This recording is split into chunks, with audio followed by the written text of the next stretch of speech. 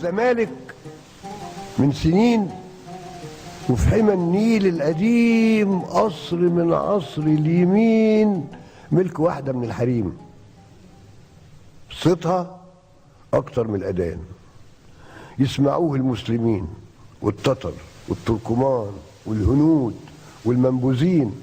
ست فائت على الرجال في المقام والاحترام، صيت وشهرة وتل مال، يعني في غاية التمام.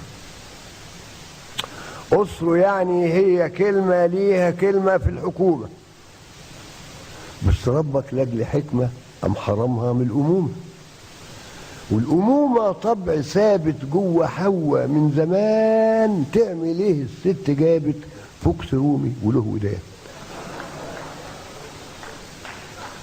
فوكس ده عقبال أمالتك عنده دستة خدامين، يعني مش موجود في عيلتك شخص زيه يا اسماعيل. واسماعيل ده يبقى واحد من الجماعة التعبانين اللي داخلوا في المعاهد والمدارس من سنين، حب يعمل واد فكاكة ويمشي حبة في الزمالك، والأيامة والفتاكة يرموا طبعا على المهالك.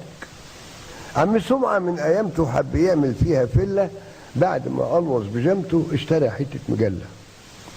قول مشي بيقرا في حكاية من حكايات الغرام، واندماجه في القراية خلى مشيه مش تمام. على اليمين يحدث بعيد خطوتين ويروح شمال. لمحوا فوكس من الحديد، قال ده صيد سهل وحلال. هب نط في كرش دغري، جاب بجامته لحد دلها.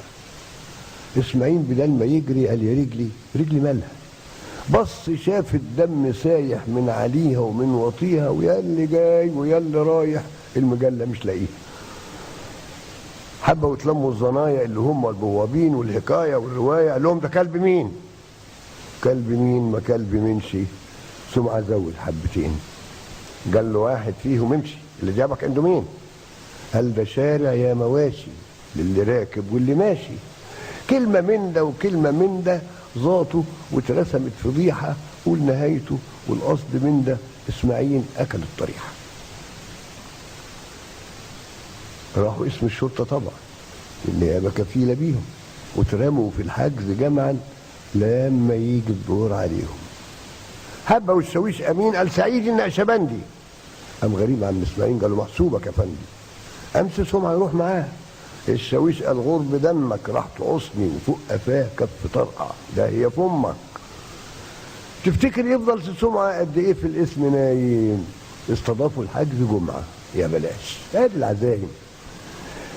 شاف بلاوي ما تتحكيش من الجماعه المسجونين، قال يا عالم يا شاويش يا نيابه يا مسؤولين.